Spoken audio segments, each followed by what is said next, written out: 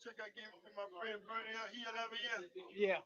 He gave ready for 1,000 this time. You put the code number down, whatever code you want to put on there. You make it out to the FAMU Foundation. Okay. I think it's 2649. He don't care what you put it. I think it's 2649 because I think we got the same number that we had. I think it's, but I'll check with Peter. Okay. Okay. He just, I just picked it up for today. Okay. Last year it was for 700. They keep already this year. It's 100. They brought it down.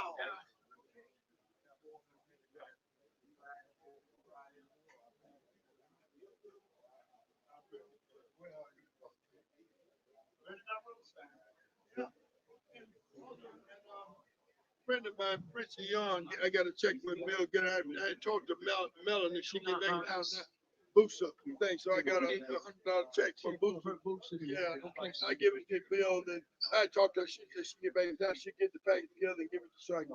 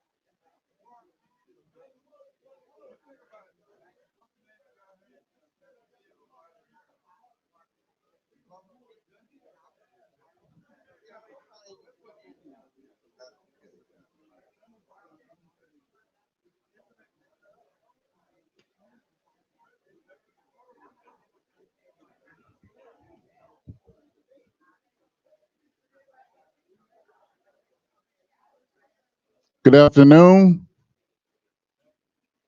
It is shortly after 12 o'clock, and we'd like to welcome everyone out to the Eddie Jackson 220 Quarterback Club Weekly Luncheon. This is a special week, as we know, as we kick off football season this weekend. Anybody excited about football season? We are very excited. As everyone finishes coming through the line, we want to alert you that on tables around, there are these sign-up forms. These sign-up forms, next week we begin giving trophies to our student athletes for each week for football. Offensive Player of the Week, Defensive Player of the Week, and Special Teams Player of the Week. So we have these forms where you can sign up for a week. And during the week is, there's a form on the table over there, and there's one up here. And if you need a form, if you want to be a part of sponsoring the trophies for the student athletes for the weekly honors, we would appreciate some people joining in with that. The average price is it $45? Yeah, it's $15 for each one of the players, and then it'd be $45 for that week if you'd like to sponsor that week. Also, we'd like to thank some donors that came in. You know, the great thing about technology and the internet, there were some people who watched the 220 Quarterback Club over the weekend. So we started getting dings, and people were still giving, and that's good. You can give off of the replay or the live version. We do not care. We will take all, any and all. And we like to thank some people. You remember we were acknowledging, there were so many coming in, we couldn't acknowledge everyone who was donating, but we said we would acknowledge those who did over $50. So over the weekend, Angela Williams, Kimberly Shannon, we'd like to thank them for exceeding what we asked for. Every dollar, every dime is important. I'd like to acknowledge all of the board members, the advisory board of the Eddie Jackson 220 Quarterback Club. Please stand for a moment. And Selvin's standing already in the back. The advisory board members. On election night, last night, we met for 2.5 hours, ironing out exactly what was going to be our plan for the $1 Million campaign. So I want to thank each and every one of those people for coming in and spending their time. And it was a great session. Now, is Deacon Matthews in yet? He's not here yet. Well, he came in and brought paperwork about capital campaigns. And one of the things we quickly learned is that our capital campaign is a non-traditional capital campaign in that normally you have a quiet stage where you start soliciting people and come up with a number before you announce. But we don't have that luxury. Mr. Jackson announced it, and we're going to have to do it. So we're going to adapt the procedures, the standard operating procedures, and adapt it to what we can do to make sure that we raise this $1 million for our student athletes.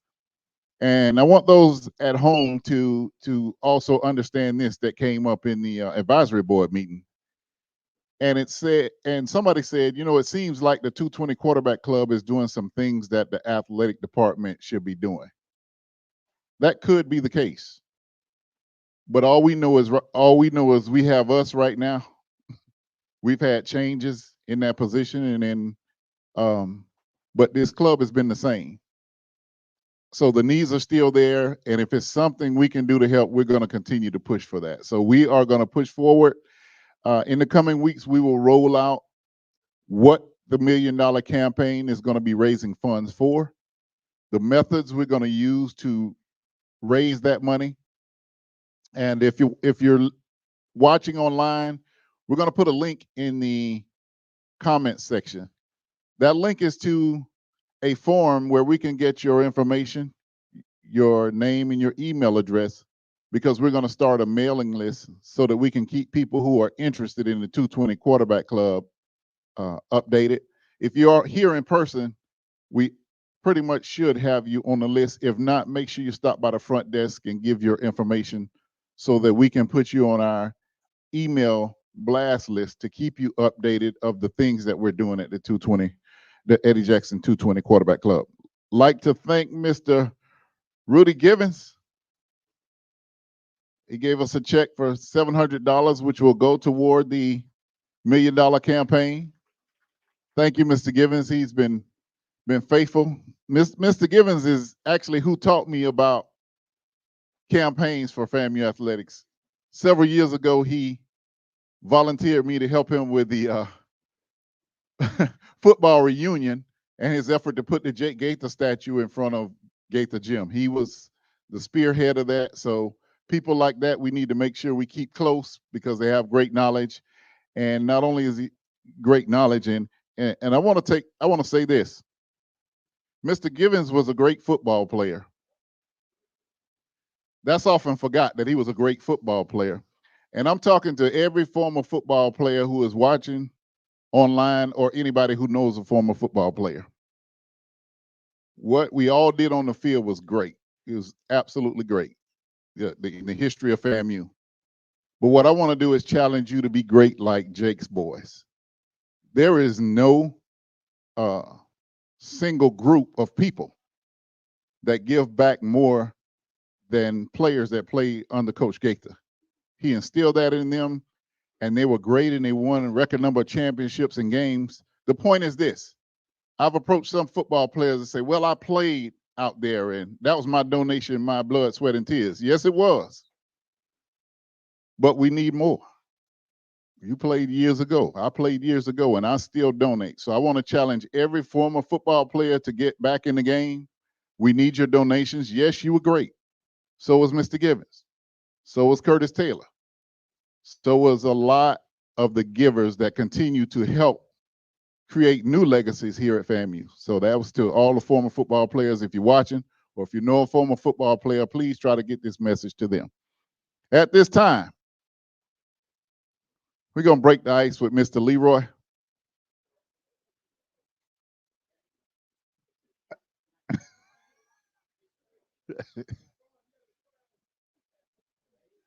His only restriction is this not Def Jam. No 4-letter words.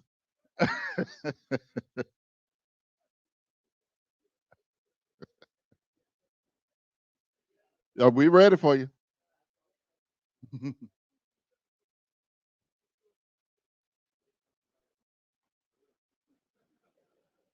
Once again, if you're online, we are about to post the link for you all to give your information. Come on, Leroy.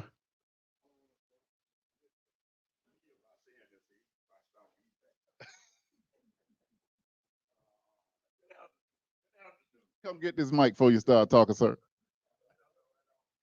People at home want to hear the joke too. Good afternoon. Good afternoon. They told me, they said, well, bring something clean and clear. I said, well, let me think about what I said. You know, it's time a good laugh, good for the soul. That's what we laugh a lot of time. And it was two guys together. They had left this football game and they was heading home and they had been drinking a lot. You think about this. They've been drinking, leave the football game, had a good time, and police pulled them to the side. I said, look at here. I got to give you a ticket. I said, what? I said, yeah, y'all been drinking now. I said, I got to give you a ticket for this. He was sitting down looking at him. He said, you still can't hear me? Hear me now? Okay.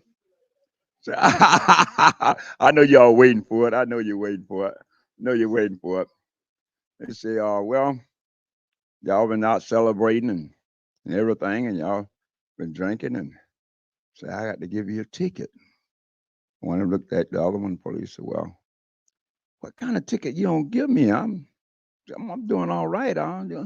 He said, well, the ticket I'm going to give you that you've been drinking. And they kept saying there was two of them in the car. They kept drinking. And boy, they looked around at each other. They kept looking around at each other and everything. And the one sitting in the thing, he said, what kind of ticket you don't give me that I was drinking and having a good time and this and that? And he said, the ticket that I'm going to give you is that you've been drinking and you're drunk. He said, no. I was drinking, but he said, well, he kept on talking to the guy. Just kept on talking to him. And y'all get it after a while. I kept on talking to him. And the more he was talking, the guy, his partner, was started drinking. And sitting in the car, he started drinking. He said, boy, how they put this thing, how they put it. He said, well, drinking what? He said, whatever you've been drinking, you need to pour it out. So the guy in the seat talking to him, he said, pour it out. He said, look here, I'm just halfway through. He said, I can't pour this other bottle out. I can't do that. Yeah. He said, y'all, you got me in. So he said, well, I still had to give you a ticket. So you know what they call it, another word, what they call that drinking when you're drunk? He said, well, officer, my partner, he had a little bit. He just poured a little bit in my cup. He said, you called me. He said, I've been drinking, that I'm drunk. He said, no, you know you're not. No, you're not. He pulled a little bit more out. He said, I tell you what, officer, taste this stuff that I'm drinking and sees it 100%. The officer said, "Oh, I tried. Officer poured it a bit to him. He said, "Yeah, it tastes pretty good." He said, "Take another little sip."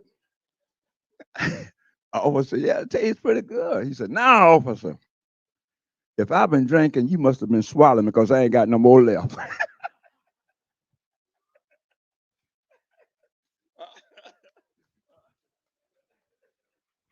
That sounds like a card party joke.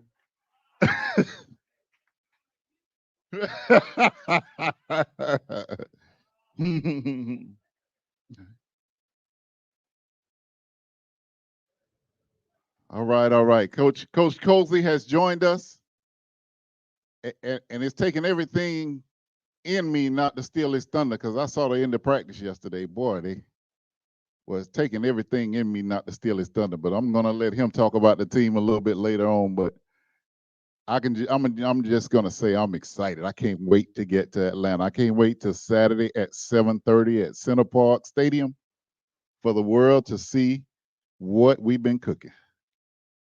You know, a lot of people thought the Rattlers were down because we went through a little bit, but we used to going through a little bit. We don't stay there. We go through. Blessings on the other side. You're right about that. At this time, I'd like to bring up the executive director of the Rattler Boosters and the vice president of the Eddie Jackson 220 Quarterback Club, Mr. Selvin Cobb.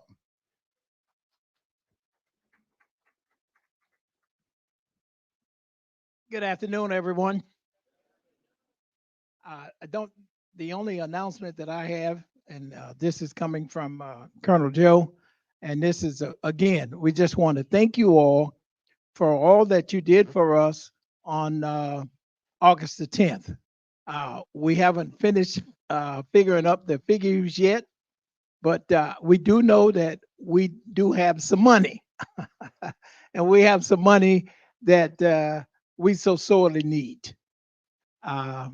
I do want to remind you, and this is with the NAA, and this is with the Rattler Boosters. We will again have our Friday night. I think we call it the kickoff or something roundup. The Friday night roundup. We will again have this year, and it will be at the Holiday Inn. And we want to invite all of you to our event. Normally starts at 6 p.m. And we normally go there from maybe about 6 to about 9:30, 10 o'clock. Until well, I'm not answering that because I might be invited. It's a lot of fun. And I look at my first participant of the 2020 contest, and if you raise your hand, everybody will know who you are. So he's busy eating right now. But anyway, we want to just invite you all to come out, and this is going to be for every Friday night before the home game from 6 to about 10 p.m. So again, we want you to put that on your agenda. And for those people that's out of town, plan to join us here at the Holiday Inn. That's the Holiday Inn on Appalachia Parkway. So again, I guess my coach, you ready yet, or you want to hold on for a second and want me to go ahead and? Yes, hold on. There's a volleyball game on Friday night and at 4 o'clock, Friday night at the Lawson Center. Okay. All right. Before we bring up Coach, last week we neglected to recognize any visitors that are here for the first time. We're not going to make you speak like in church, but we just want to make sure we recognize people that are joining us for the first time. Or do we have any in today?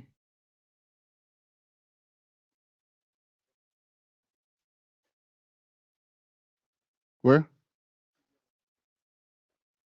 Okay. Coach Colzie's going to bring her up and introduce you all to her. I mentioned her briefly before, But just like I say, I'm not going to steal any of Coach Colzie's thunder because it's game week, and we want to make sure we lift him up and make sure he's happy and have everything he needs. Once again, we're going to put that cash up again. So for those watching online, there are a couple things. On the screen now, you'll see where you can input your information so you can join our mailing list, our email list. That is up on the screen now. And shortly, we're going to put the cash app back up because we need to raise it. Y'all gave last week. That was last week. We got to raise money every week. So if you're here watching us, we want everybody to input their 220 quarterback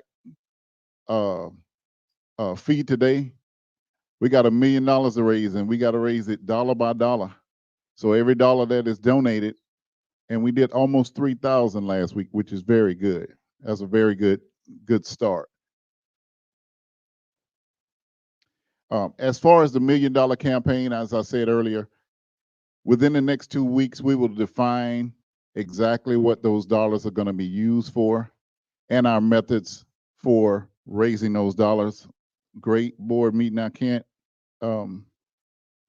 underscore how great the meeting was last night to bring some clarity and some direction to that campaign. So without further ado, we would like to introduce the man of the hour. He's going to be the coach of the week after Saturday. The head coach of Florida A&M University Rattlers, James Colzie III.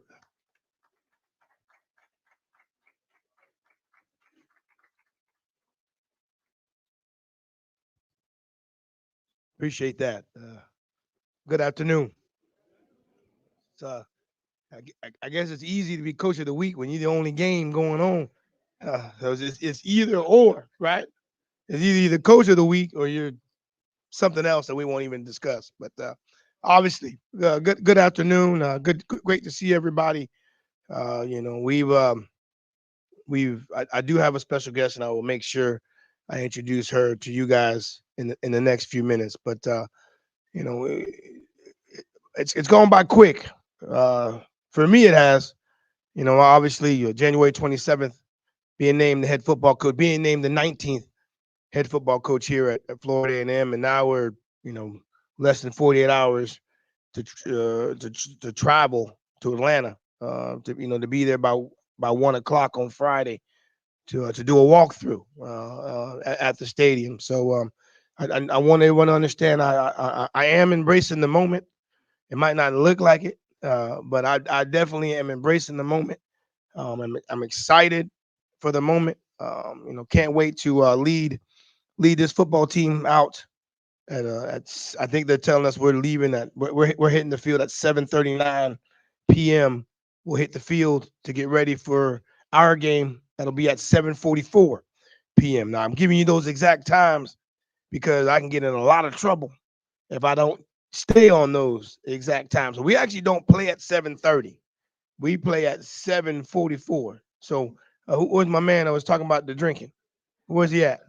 Where's he at? Right? You got an extra 14 minutes to maybe get another one. But don't drive. Don't drive. So we'll start at 7:44, play our game, come away winning, and then we'll head right back to Tallahassee and be back by Sunday morning.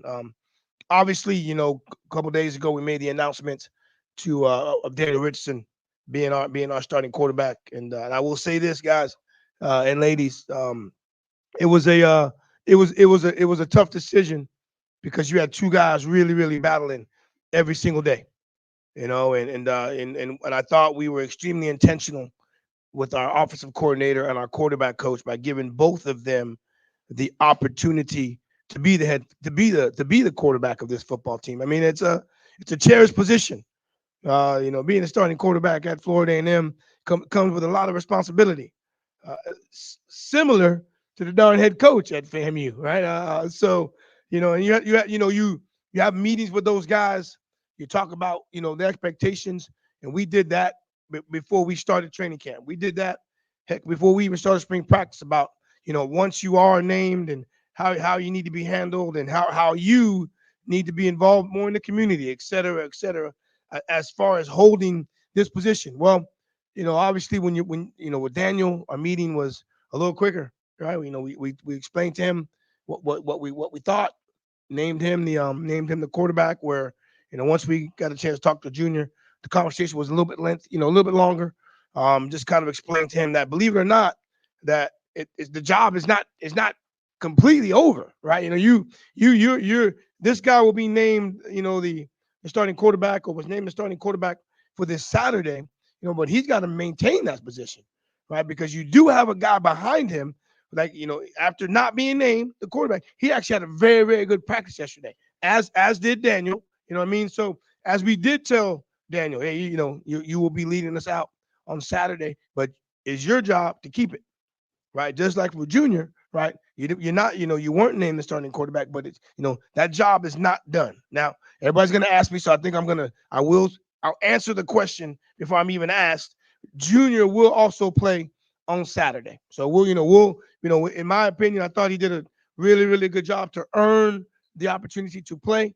Now, where we'll play him and how we'll play him will be based on the game, et cetera, where we are. But we'll definitely have, the mindset of obviously playing Daniel, and then obviously, having the opportunity to play Junior. And believe it or not, if Daniel's playing well, or if he doesn't play well, and we do put Junior in the game, it doesn't necessarily mean that there's a quarterback, a deal, right? It's just going to be both guys, in my opinion, did the opportunity, or deserve the opportunity to be playing on Saturday. So, we're a team. We have a lot of guys, right? We have a lot of guys, returning players, a lot of returning starters, et cetera, but there are backups on this football team, right? And I explained this to you guys earlier. We got backups that have come from big time programs, right? They also have deserved the opportunity to play. So we have a lot of depth, as we have a lot of starters, but we have a lot of depth where guys across the board, we're traveling 70 players, and normally, you always have 11 on offense and 11 on defense as far as starters go, but you could easily see 21 to 22 offensive players playing, and then another 22 to 23 defensive players, because that would include our depth, right? So excited again. I know Vaughn mentioned last night, man, we got, we did some really, really good things yesterday. And as we've done the entire training camp, and obviously getting a chance to finally play another team, different colors, we get a chance to beat up on some other guys. And I will say this, man, I'm expecting a very, very strong showing from our football team. As I'm expecting Norfolk State to give us every single thing that they have, because I know they're going to try to win the football game as well. But the biggest thing for me is, obviously, first and foremost, want to make sure we win.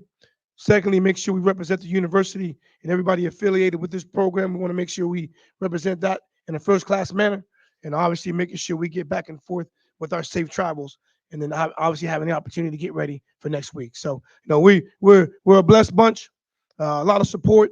We know we will probably, as I put that in quotation marks, we will probably have more people there than they will, and make sure they understand that we are there and we are going to be well represented. So I know there are questions that will be asked, and I'm waiting to hear some of those right now. Yes, Dr. Walker. Please wait for the microphone. We don't have the list of players. Okay. So can you give us the number, where they are from, the roster? quarterbacks and position? But what I can do is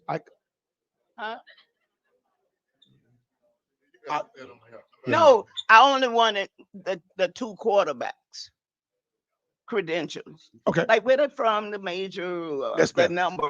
What I can do is just those two. Okay, Dan, I can give that. I'll say that to you, Vaughn. If I say that to you, would you put it up? If I send it to you, okay. Yeah, they can hear you. Okay. You want me to say it now? Oh, gotcha. Oh, where they're from? Okay, all right. Daniel Richardson is a transfer from Florida Atlantic University, born and raised in Miami, Florida. Played at Miami Carroll City. He was he had two other stops.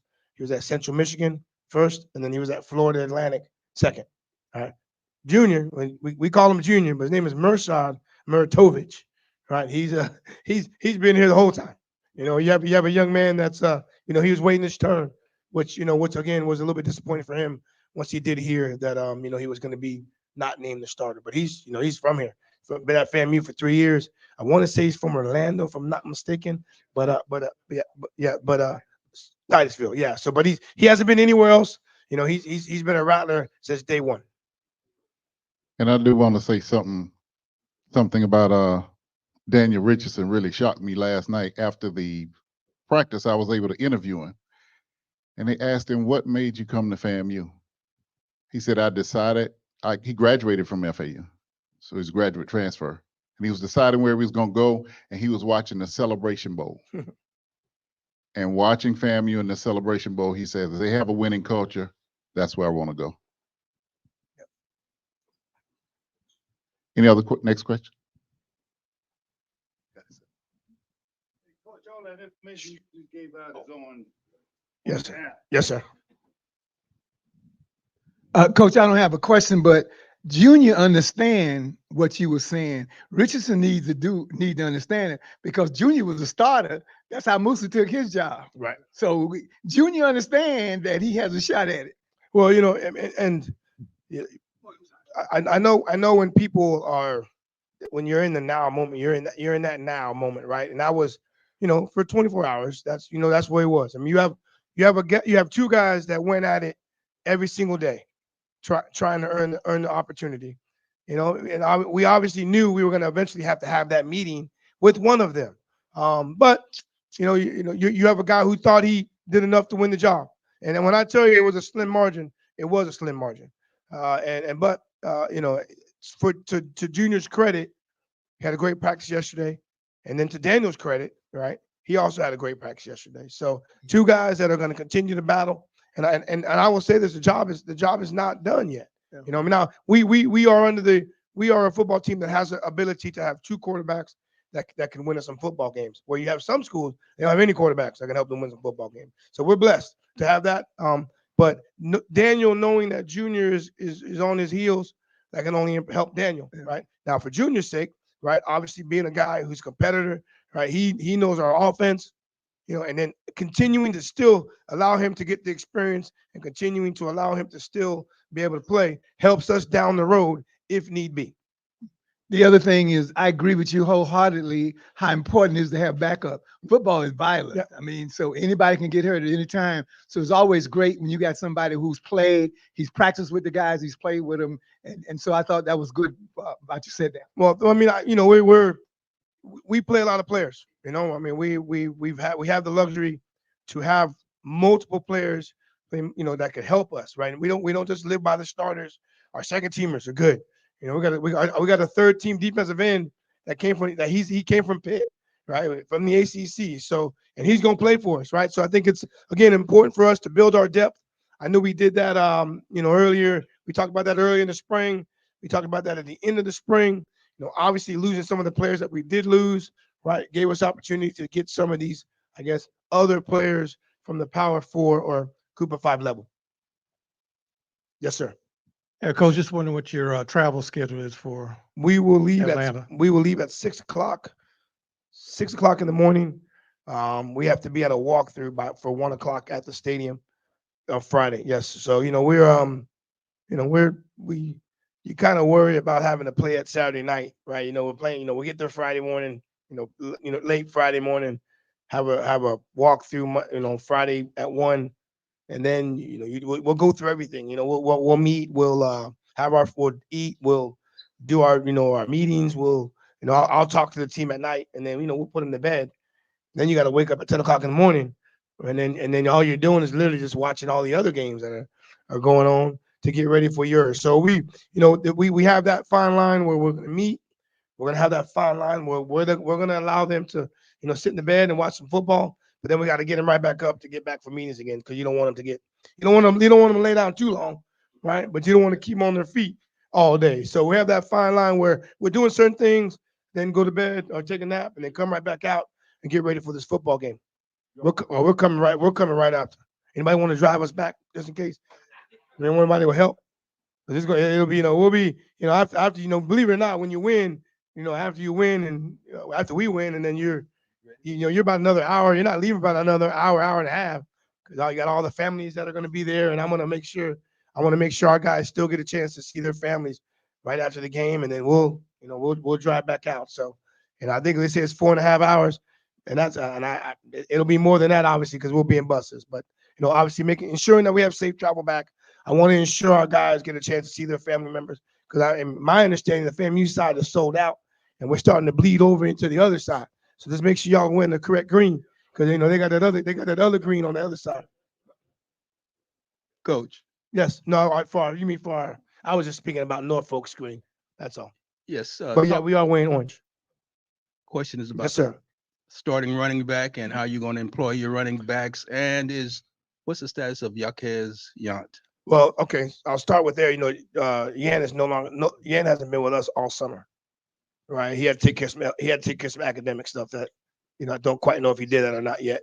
Our running backs, we've been, it's been a committee since I've stepped foot on this campus, right? And you got your Celebration Bowl MVP as one of the guys. Then you got a young man who came from the University of Miami, who played at the University of Miami, and Thaddeus Franklin. He's here. Thaddeus. And then you have and believe it or not, a guy who had an amazing training camp in both Somerset. So we're still doing it by committee. Depending on what we call the first play of the game, more than likely will determine what running back is in the game. So it's to be determined as far as who will start. But I can tell you this, that all three of those guys will definitely have an opportunity to get the football, run the football. And, depending on how we are at the end of the game, right, and what we're calling will dictate who those running backs will be.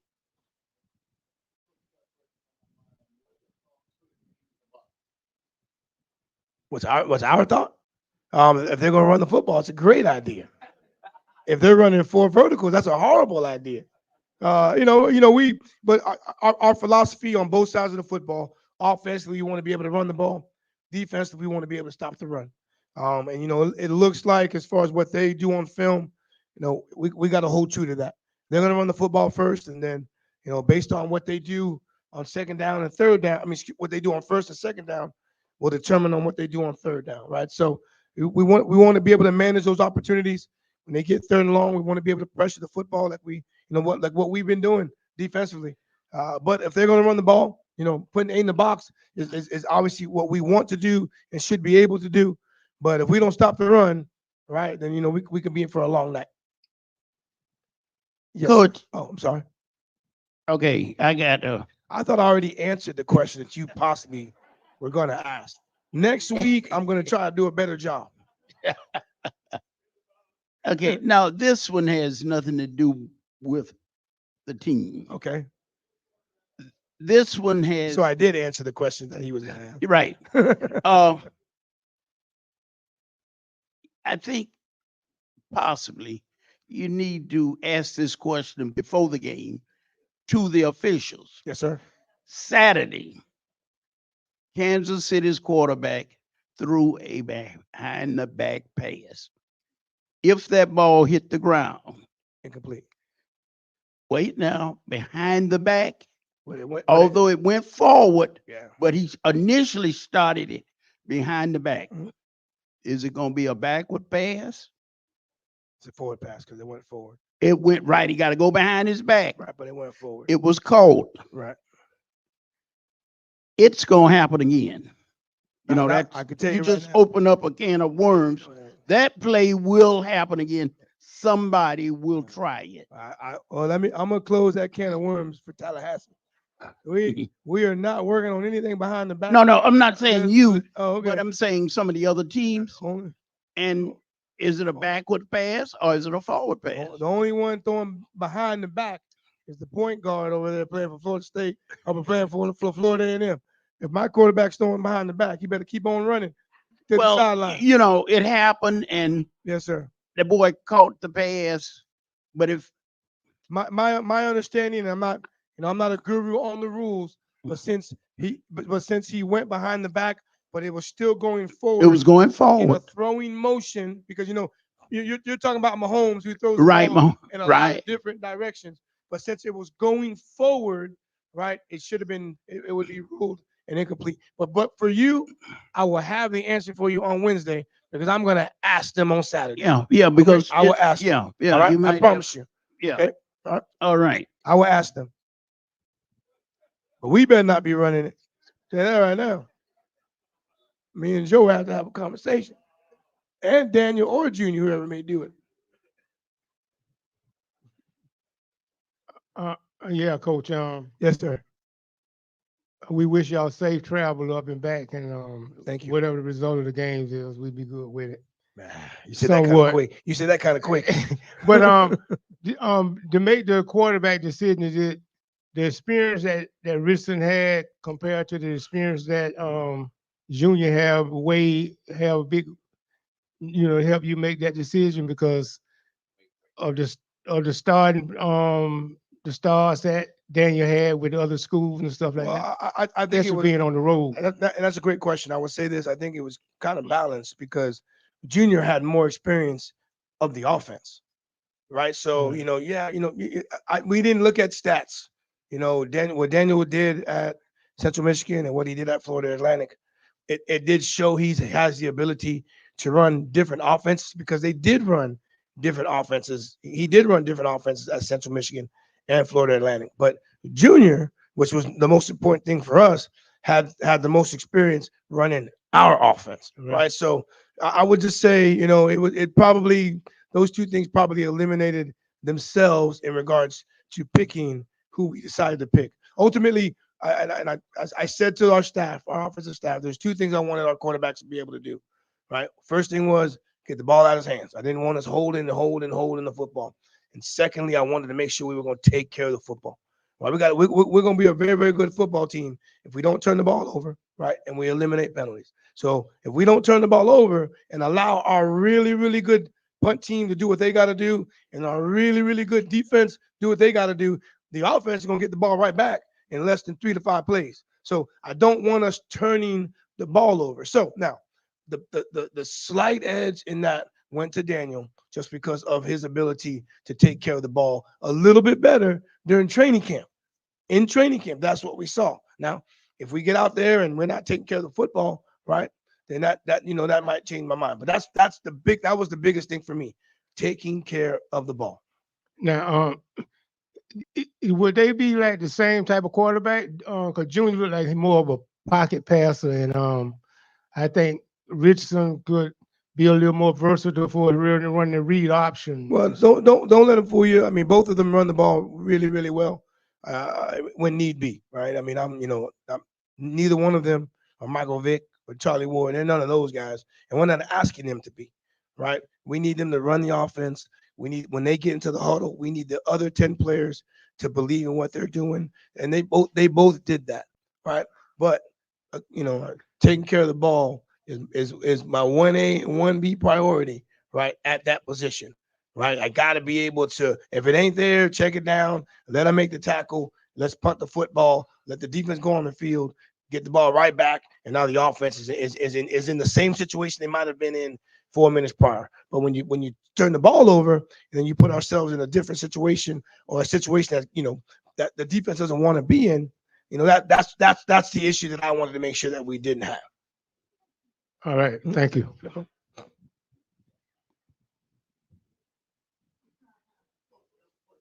Yes, sir. One of the main concerns for the person online was kick coverage. So, and believe it or not, we had a lot of bright spots with our football team, and that's great observation from whoever was online. We did not cover kicks well. Now we'd kick the ball down the field. We're a football team where we don't want the ball to be in the middle, right? We're going to either kick it what we call deep left, avoid left, or we're going to kick it deep right, avoid right. So when we break the huddle, as a kicker where we're kicking it, and everybody on the kickoff team knows which way the ball's going. Well, a lot of people, when they brought up the coverage, we had a couple times when the ball's kicked in the middle of the field, and then you have another 10 expecting the ball to be somewhere else, right?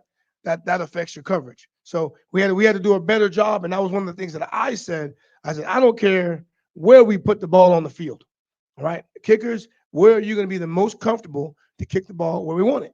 So we did change up some of his steps. We did change up where he's placing the football because Michael Smith has a great leg. He's a young man from Tallahassee. He's got a great leg, right? But when you start trying to, mess with those guys and you want it to be here, You want to be there. Hey man, let's kick the ball. Right? Let's kick the ball. As coverage guys, we'll adjust and go where we need to go. So, so just so you know, when that ball's in the middle of the field, y'all, close your eyes. It's tough. Because that means we did not we did not execute the kick properly. You guys get what I mean? So, so the Howard, we go to the Howard game, opening kickoff, right? He took it back first time, ball's in the middle of the field, right? So we need the ball to be placed properly, but we also have to understand as the other 10 guys, right? I mean, if he doesn't kick where we want it to be, we need to do a better job of reading the front line. We need to do a better job of reading the returners, because guess where the returners are going to go? The returners are going to go to what? To the ball. So we need to do a better job of reading the returners on where they may go. Right? He's not going to be 100% and kick it where he needs to be. Nobody's going to be 100%. So if he doesn't kick it properly, we need to do a better job of adjusting. So yes, we made some changes on how we were going to do some things philosophically. And obviously, Michael Smith coming back for another year. He was a freshman last year kicking. As a sophomore, he's gone leaps and bounds, and he's gotten a heck of a lot better at putting the ball where he needs to be. Yeah, Coach. Yes, sir. Will the outcome of this game affect our national rating? Well, your ranking is based on who sees you, right? A lot of times when you go in the past and you look at the rankings, and you would have had a big win, but there's been another 100 games played, and teams might have stayed stagnant, right? They didn't go anywhere because they probably never saw them. We're playing at 7:30, right, on Saturday night. What other games going on at that time, Ms. Vaughn? We're on ABC. So is our game going to affect? I would say yes, because of the amount of people that are going to have the opportunity to see us play.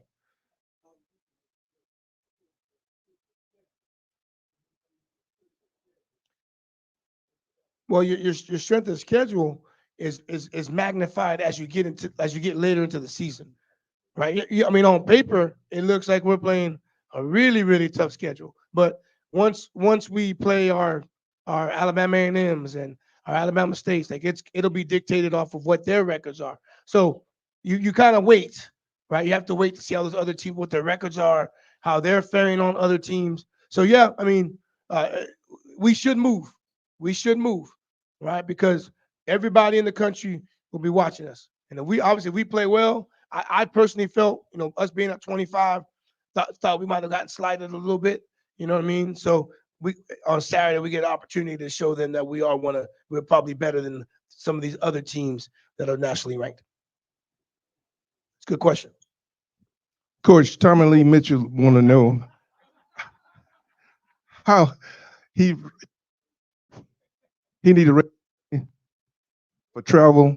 So Yep. how many games are we flying out to? We're flying to 2. We're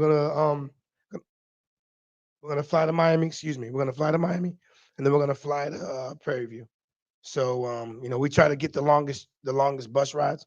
So our longest bus rides are to Miami and to obviously Houston. But we'll fly to Miami I think on the 6th of September, and then we'll fly to Prairie View. We'll fly to Houston. So you got a jet that we need to know about? 'Cause I just paid the invoice. So you want me to send it to you, or what do you want me to do? No? Okay. Send it.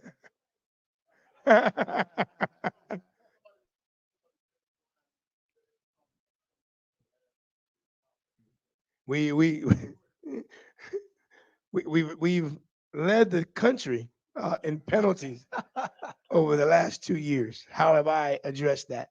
Well, believe it or not, I mean one of my FBI, which a coach does something every night, and we call it the football IQ. And my football IQ that I did for our team, which was the first one of the season, I let them see our numbers. I let them see the amount of penalties that we've had.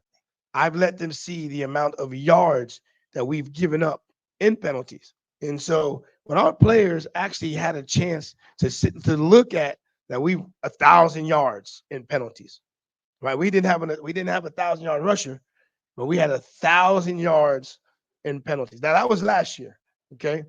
And then the year before that, I mean, we were a little bit under 1,000, right? But it still was really, really high, right? And but during that time frame, I'm not gonna just believe me, I don't just talk about the bad, right? But during that time, right, we had the opportunity. Our record was 21-3 during that time, right? So my question to them was, right? My question to them, I goes, what would you think if we were just in the middle of the pack in regards to penalty? Where do you think we would be in regards to how dominating we could be as a football team, right? So and they thought about it. Our veterans, like they thought about it, like, Coach, we are hoping and looking to dominate every single opponent that we go against. Well, guys, if you want to do that, the one thing we have to do is eliminate these penalties. Now, what have I done to, again, affect or hopefully discourage? Well, I have anytime we've had a penalty in a scrimmage of some sort, that guy had to get off the field. Get off the field. If you want to affect the mindset from somebody, is take them off the field and take away what? Take away their playing time, right? 5-yard penalty, man, just go ahead on, get on off. And believe me, but right now, if a guy has a penalty, I don't even need to say anything. Guess what he does? And guess what the backup does? He come on in. He comes in faster than the guy that comes out, right? Because they understand the opportunity, right, of the depth, right? So again, we as a staff, we understand you're gonna have playing penalties, right? You're gonna have playing penalties. You're gonna, Anthony Dunn had a playing penalty in the Celebration Bowl. He went and he beat the tackle. He beat him inside, and then he ended up grabbing the quarterback's face mask on the sack. That, if y'all remember the play, that was a play that we had a scoop and score on, right? We had a scoop and score touchdown. It's a huge play, but Anthony Dunn, by chance, he grabbed the face mask, right? So we have playing penalties, right? But the ones that discourage, the ones that upset me the most is offsides, right? Lining up, you know what I mean? Understanding the situation. But believe it or not, the penalty is still the same. Your butt gets a penalty, guess what you got to do? Just come over here and just talk to me for a little bit, right? And then I back up, we'll go in there and do what he needs to do. So that's been my discouragement, and we've been better, right? We've, the last 3 scrimmages that we've had officials there talking to us, explaining to us, hey, this is what this is what that is. So, it's the understanding is we could have necessarily had a better record than we may have had in the past, right? Which again, 21-3 ain't bad, guys. I want to make sure I say that 21-3 is not bad, and the penalties have kept us from dominating, right? Have kept us from dominating. Well, this group talks about dominating all the time, about playing the game right, about doing things right. That means we got to make sure we're better with the penalties. So no, I haven't had a game yet, right? I haven't had a game yet. We'll see how our penalties look this upcoming weekend, and depending on how we do, or how poorly or how well we do, we'll discuss that on Sunday. But again, that'll be based off of the penalty yards we may incur. Right now, we have no penalties, so we're doing okay so far.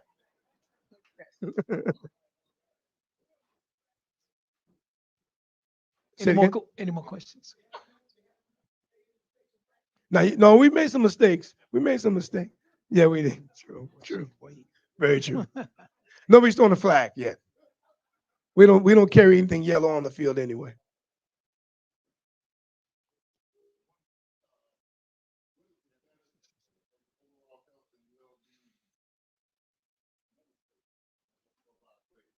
Well, if you guys remember correctly, I spoke about early in training camp, I thought we were talented. Remember, I said that I thought we were a very, very talented team. I thought we were going to look really impressive in our uniforms and whatnot, and we ran well. But the biggest thing that I was concerned about was how close we were going to be as a football team. All right, so the last couple of weeks, right, we had our talent show. Well, let me go back. We had our untalented talent show. That's what I would call it. So, but what you saw our entire team just together, just together, right? And then we had our team event at club, not club, is it district? My mind's club, excuse me, District 850, where we did some axe throwing, we did some bowling, we played some video games. But again, it was just another opportunity for our team to just be together. So that aspect, I feel, has helped out our young guys tremendously mentally, right? From the outset, right? You had guys that have come from programs, and then you have our guys that have been here for a while. And I use the word a while because Jalen Goss is going into his 7th season. So guys that have been engulfed in this program love every single thing about Florida A&M compared to guys that didn't necessarily know much about Florida A&M, right? So it's been great to just see how those guys have combined with each other, been with each other, understanding each other, right? So I'm impressed. I'm happy, and I can only can't wait to the end of the season to just continue to see how close this football team gets. Now, injury wise, all our guys, and I don't know if it was the smell in the air that we're getting ready to play football, but everybody's flying around. We had some guys that might have had some ankle injuries in the beginning of training camp. They're walking around just fine now, right? Had a headache, good now, right? So I guess we started talking about that travel list last week, and people all of a sudden, got healthy. We carry 110, but we only travel 70. So just imagine we can't take any hurt people on the bus. So that might have helped out a little bit as far as everyone's health.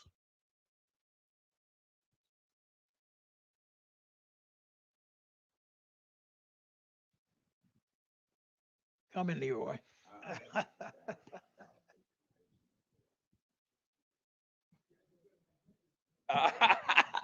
Cause you sitting over that time.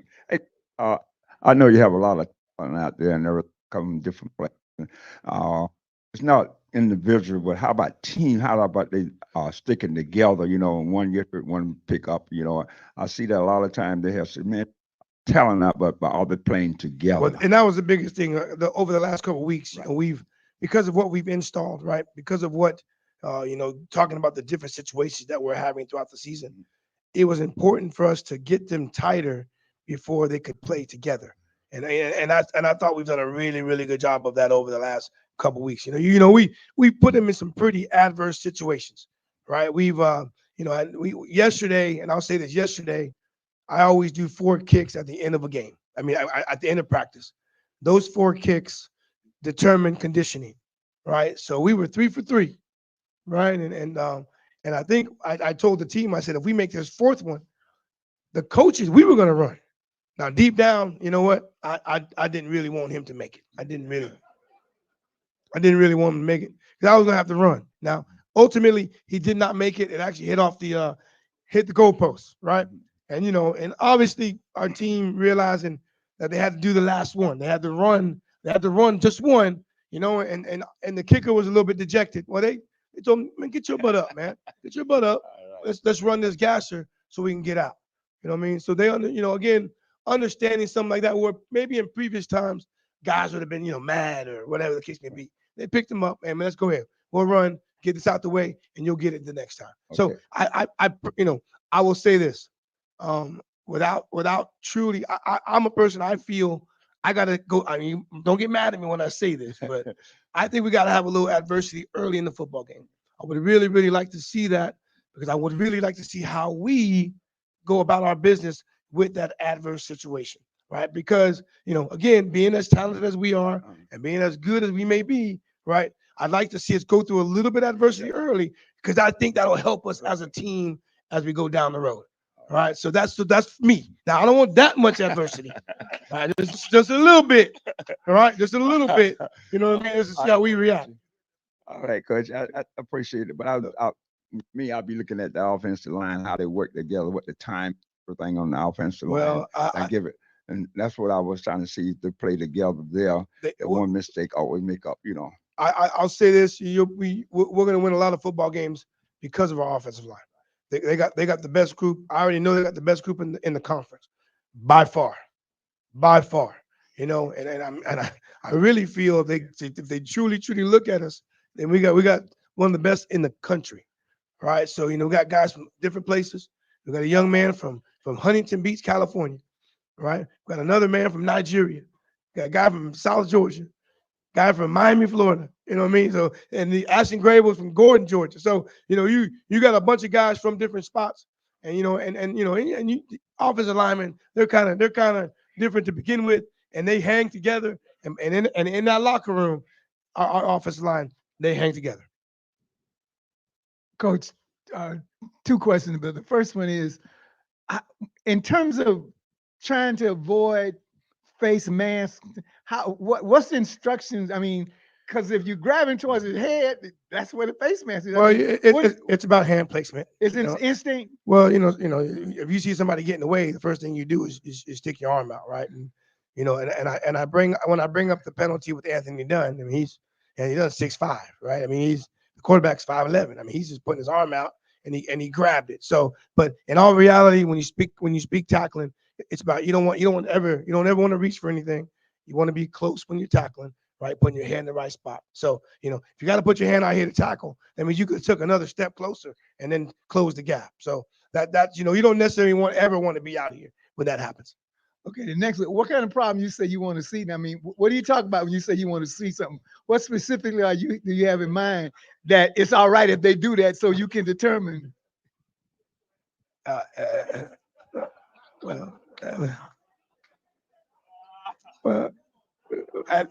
Adversity is adversity, right? Something that doesn't go our way, right? As I said, I didn't say a lot of adversity, a little bit. I'll take a little bit. With the MEAC SWAC Challenge, that's what we playing, right? Yes, sir. Is there gonna be like a trophy or something? You know what? Bragging rights? What we got going for that? I looked it up. I mean, yes, there is, and hopefully we're hoisting that sucker around about 11:30 on Saturday night. And yes, there is a MEAC SWAC Challenge trophy. Yes, sir. Okay. Great question. We don't have any room right now for trophies, but best believe we win Saturday, we'll make room. We'll make room. Yeah, right. One more. Okay. I'm gonna turn it over. All right. And I think this is and again, thank you for having me and looking forward to being around here next week, coming in talking about being 1-0. But the next person I'm getting ready to introduce, somebody that's, I think you guys definitely need to listen to. She helps us. She helps our players. During this time of recruiting, the first question is, where am I going to play? Am I going to start? Those kind of go hand in hand. The second thing that people are asking about is they want to talk about NIL, which is the name, image, and likeness. All right, and obviously we just started ours. This upcoming spring. We lost a few players because of not necessarily having as strong as NIL as we may have. So Ashley Coleman here, she has taken the bull by the horns. She is in charge of our NIL, which is called FANG Exchange. She's got some things she would like to share with you guys. And just please hear her out and make sure we give her the proper attention that you give me all the time. But here is Ashley Coleman from FANG Exchange. Good afternoon. Again, I am Ashley Coleman, and I'm Executive Director and representing the FANG Exchange, which is our NIL collective that we have here at Florida A&M for our athletes. So what I wanted to do is come today. I watch the Quarterback Club meetings all the time, so I know in our group chats and in our conversations and even here, NIL has come up quite a bit, and it's just the nature of the beast now with college athletics. So one thing I noticed is that, we needed some help in that space. And to be honest, we've been working on this collective for months now. This is not something that kind of appeared within the last couple of weeks. We've been doing a lot of behind the scenes work, myself along with 4 other alum. I am an alum of Florida A&M University, 2-time School of Business and Industry graduate. So myself, along with 4 other alum and some other individuals, we all kind of put our brains and our skill sets together to come together and build an organization that will allow us to help and assist our student athletes. And as Coach Colzie has already said, we actually, some of the factors of some of our athletes leaving in the previous season has been attributed to NIL. So we don't want that to happen again, right? We want to make sure that we are taking care of our athletes. We want to make sure that we can do everything in our wheelhouse to make sure that they don't walk out the door, especially in the name of NIL. You know, everybody has a reason that they need to do the things that are best for them. But you know, we're Florida A&M. We're a strong base. We are capable. We have everything we need right in front of us. So there's no reason for us not to be able to kind of make sure that we tap into that market. So basically, what I want to do is explain, and I need to make sure I'm not talking too fast because I am a fast talker. But I want to make sure I explain what Fang Exchange does. And as an organization, we do a couple of things. We meet with businesses, whether it be locally, regionally, or even nationally, and we kind of help facilitate NIL deals, name, image, and likeness, right? So if there's a company in town that would like to partner with one of our athletes, whether it be a football player, a basketball player, tennis, golf, we basically facilitate the deal with that organization, and we assist our players. This is an opportunity for athletes to get some professional development. They also get an opportunity to use their name to represent our university and themselves, as well as the business that is, you know, that has come to the table. So, and we've already been doing that. We have an NIL opportunity that's actually in front of us with one of our alumni-based businesses. You will see it very soon, within the next probably couple weeks. That's something that'll be visible. Not only that, we also bring in dollars. So we don't only work with businesses and corporations for corporate dollars. We bring in dollars, and that's how we engage our fan base. I left the hat over there. Can you pass me the hat? So we do things like merchandise. We bring out merchandise, and the good thing about this is that something like this particular hat. This is, I don't know if everyone can see it, but this is the one of the alternate logos for the Fang Exchange. And we sell this hat, and we've sold quite a few thus far. And we sell this hat, and then the proceeds go back to the athletes. So we aren't raising money to keep in the organization. We're literally raising money to give back to our athletes. Of course, we have administrative costs. So that's going to be within the organization, and it's very minimum. But the larger portion of the Fang Exchange dollars that come in, whether it be through a business or through the alumni giving, and the fan base giving, goes back to the athletes. And that's the ultimate goal. I wanted to make sure that, you know, we did a good job of explaining what it is we do. So partnering with the Quarterback Club, partnering with the Booster Club is essential and very important to making it go around. We want to be an asset. We're here to be an asset to the athletic department. We don't only represent the football team. We do represent the other athletes. We actually have some football players already signed on to us, as well as a female basketball player as well. So it's very important to make sure we take care of our women athletes, right? So that's what we're here to do. I want to make sure I answer any questions for you all. We have goals that are set, you know, within the organization, that we raise dollars. If you have businesses that you believe, or you know of businesses that you believe would like to be connected to a Florida A&M athlete, please get in contact with us. The website is www.fangexchange.com. All the information is there. We have an opportunity there where you can become a member. Some people want to be members, right? So I want to make sure I explain how the membership works if you are interested in becoming a member. So just like any type of subscription-based thing that you might do or sign up for, we have packages that range from $10 all the way up to $250 per month. And depending on the package that you choose to join into, you will receive merchandise. You will receive experiences. For example, tailgates. There will be a tailgate that we will sponsor at the first home game. And you all are welcome to come to the tailgate. We will have athletes appearances and memorabilia and things of that nature that come along with the membership. So you're not just, you do get something in return for the memberships. Now, if you feel like you're not comfortable enough to become a member, you're more than welcome to give a one-time donation, and you are able to give tax deductible. That's something that's very important to many people and businesses. We do have an opportunity and an avenue where you can give in a tax deductible manner, so that we can make sure that you're taken care of in that way. But you don't have to be a member. You can always say, you know what, I just want to give a one-time donation, and then I might come back later and do it again. Or there's merchandise that I like. Hey, I like that hat, or I like that shirt that you all produced. I would like to buy the hat. So there's something for everyone in this organization. And like I said, the proceeds go back to the athletes. I don't get paid to do this. This is a volunteer-led organization. So we do something, it's very similar to what a DSO would be, but we are not a DSO. We are an independent organization full of alums who just came here and want to make sure that we take care of our athletes.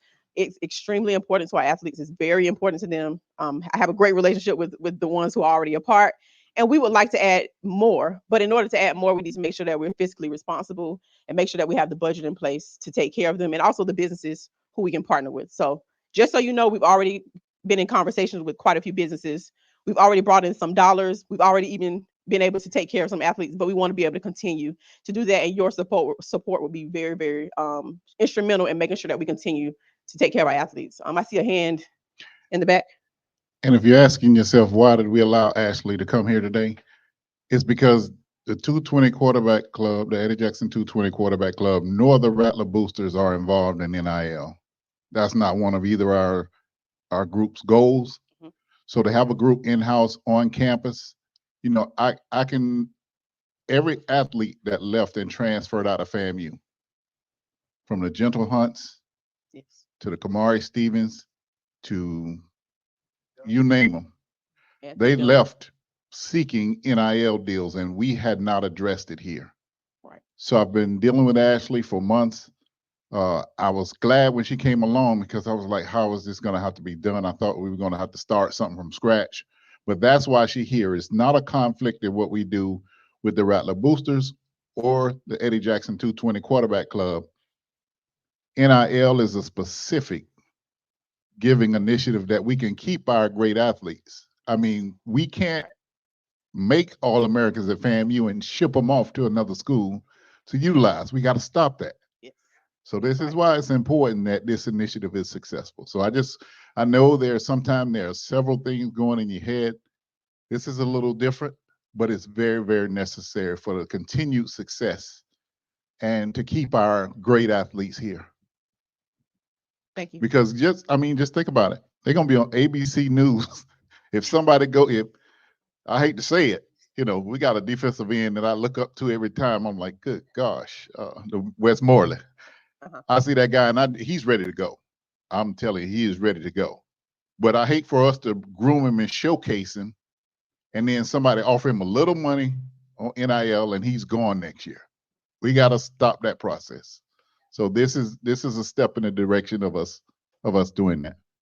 And to piggyback off of what Vaughn said, that's exactly why we brought this organization together. I'm a sports girl naturally, business girl naturally. All the worlds can collide, and he is absolutely right. I've had personal conversations with some of our athletes that have already left, and this is important, and it's something that we need to make sure we offer. So we just, like Coach Colzie said, is, you know, this spring we kind of got it off the ground. We're now into the fall, and we need to just make sure that we are engaging in that manner. And it's on us, like you said, from a regulation standpoint, the Booster Club and the NAA, you know, they can't really engage heavily in NIL. That's why we're here, and we are here to partner. We're not here to compete. We're not here to take over. We're in partnership. So I see some hands. Yeah. The first question is, can you name a specific way in which a group could really help you? I mean, rather than when I hear one cap, it's hard for me to understand how that would help. Okay. What kinds of activities could we get, and we or any group get involved with to kind of help you in terms of numbers? And Okay. that's the first question. The second one, I would also suggest that you get in touch with Cheryl Harris, who is the director of the industry cluster. And the industry cluster are all of the corporations that work with the university, and she may be able to get a corporation to sponsor something, you know, if you have something in mind. But the other question I want to ask about, what could a group do that could make a difference? So what a group could do that could make a difference is, I know the Quarterback Club has an initiative that's going, $1 million campaign. And from my understanding, there may be some, if they're able to earmark a portion of that goes towards NIL, that's one way for a group to do it. It's heavily about fundraising and putting it into your budget when you fundraise. Hey, I need X amount of dollars to go towards NIL. Because from an organizational standpoint, you cannot just give athletes money. It needs to go through a proper channel. And the Fang Exchange is here to do the channel. So as a group, you can say, hey, I have a budget of $500,000 and I want to give 100,000. I'm just thinking big. 100,000 of that dollars towards NIL. And what we do is we facilitate making sure that it goes through the proper channels to get to the athlete. Another thing a group can do is, like you just mentioned, give contacts and networking opportunities where we can speak with different industry cluster participants and businesses so that we can kind of facilitate the deal. It doesn't require, we'll facilitate the deal. We'll do the business portion of it and the contracts portion that is involved in the legal portion. But if you happen to know a contact, if you happen to know a business, that's another opportunity in a way, you know, to bring it out. Thank you. I appreciate that. That's do you want a dollar figure? So if we were going on an annual basis, we were kind of looking at about 120,000 would get us on it from January to December. Now, on a smaller scale, right now we have a goal of $10,000 to kind of reach, right? Yeah, I understand. I was gonna break it down for you, but right now we have a goal of 10,000, and that will help us to continue to help the athletes that we're already helping, in addition to bringing in the others that we like to bring in. Okay, ma'am, this is Leonard Daniels. That was very helpful what you just told us, because I was trying to get a feel for what did you really want, how we plug in with you. Yes, sir. You might want to give us some information, come by and give us a brochure and kind of give us a feel for what you're doing and how we can plug with you. Yes. So that'll be helpful. Absolutely, and I'll make sure that we distribute the information in a manner that works best. We do have a website, but we also have some physical information as well, written down pamphlet style, so that it can be dispersed. The Fang Exchange Collective. Fang Exchange, yes, sir. So if you see the F here, it was uniquely done. If you see the curves on the F, those are fangs. I don't know if you can make the connection, but those are fangs in the F, and that's why it's not a traditional F. But those are the fangs, and this is the true fabric of our university. You all, love FAMU. You come here every week in support of university and athletics, and we're just here to be an additional level of support, because NIL, we can't ignore it. We have to make sure we attack it, and we attack it. We, like Vaughn said, we have some high level athletes that we brought in, and somebody's going to want our athletes, as they have already have.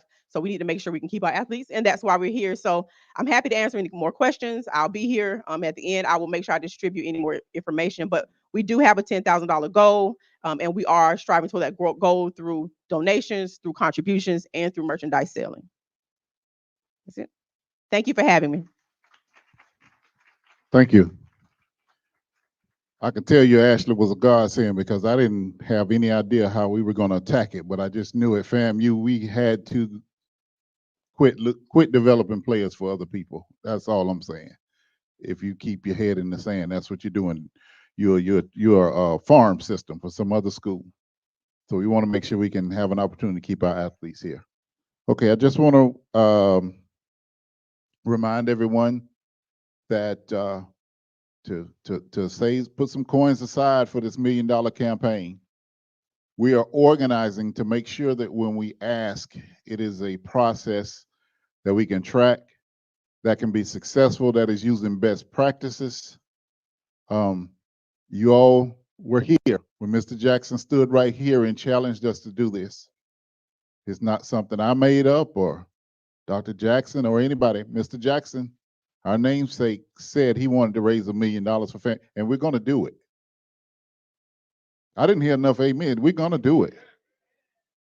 And it's going to take each and every one of you. So soon, each and every one of you in here is going to take a stack of flyers from here, and you're going to distribute it in your church, in your clubs, in your neighborhood, wherever it is. We've got to beat down every door. And people online, we're going to solicit you as we get your information. Make sure you sign up on in the chat online. You will see the information, the form. It's online where you can give us your information so you can receive our newsletter, which we will start sometime next month, so that we can keep everybody abreast of what we're doing, so we can be transparent with what we're doing, and so that we can be organized. We really have to do all three of those in order to raise $1 million and keep our campaign alive and continue to be successful. One thing about the 220 Quarterback Club that everybody knows, everything that they said they were going to do, they did. Every single thing, no matter how big or how small. When Mr. Jackson was here leading this group, we did everything he said he was going to do and came back and showed it. We have said we're going to raise $1 million. We're continuing to organize that because it's something that has not been done before. But in honor of our namesake, that's what we're going to do. Are there any other questions today or any other? Oh, that's right. Don't forget to go by Krispy Kreme and ask for a Dean dozen. That's an NIL deal that Kelvin Dean Jr. has. And every first Wednesday of the month, we'll have donuts. I thought we had too many last time, but boy, y'all went through 8 dozen pretty fast. So we might kick that up a little bit, but we want to make sure we can continue to support him.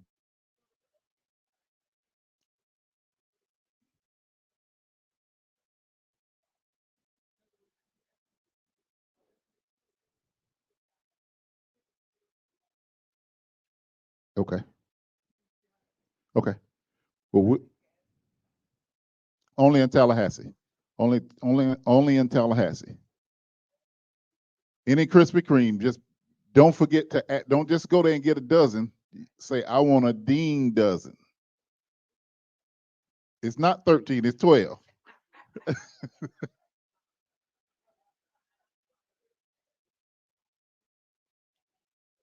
The color for the game Saturday is orange and white. We can't wear green because, like Coach said, Norfolk wears green too, so we don't want to be mistaken. So the color is orange in Atlanta. Please welcome our CEO, Dr. Jackson.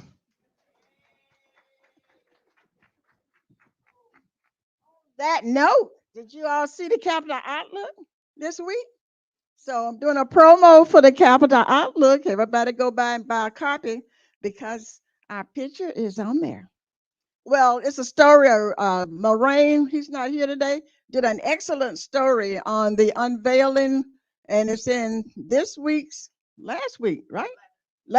issue. So you better rush out today and get it because they'll be putting out the new ones tomorrow, okay? Y'all remember at our first meeting and when I was praising Vaughn and wanted to give him something and didn't have anything to give. So I know y'all thought I had forgotten, but I hadn't. I was waiting on him to get the new logo. So come here, Vaughn. And I promised that he would get the very first, I call it the Dedicated Supporter Award. And he's getting the very first one. It has our new logo on it. And it says Dedicated Supporter Award presented to Vaughn R. Wilson for his longtime outstanding support and service to the 220 Quarterback Club's success. And it's presented on August 21, 2024. Anybody taking a picture? Did anybody take a picture? Did my hat do this?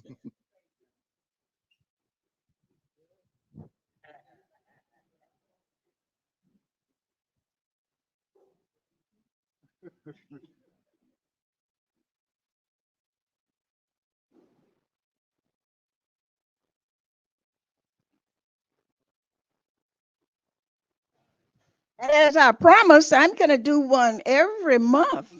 So I'm going to let you guys select who you think should get the one for next month. So I'll have a little slip next week that you can do that. So since I promised him the very first one, I didn't say I wouldn't have any additional ones. So now today I do have a second one. And I want to present this one to Mr. Selvin Carr.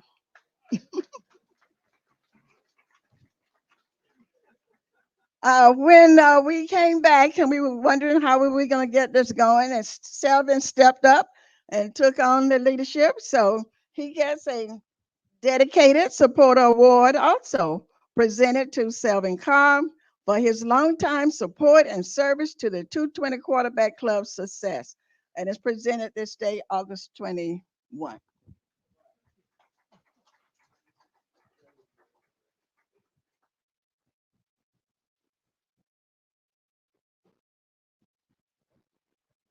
Thank you.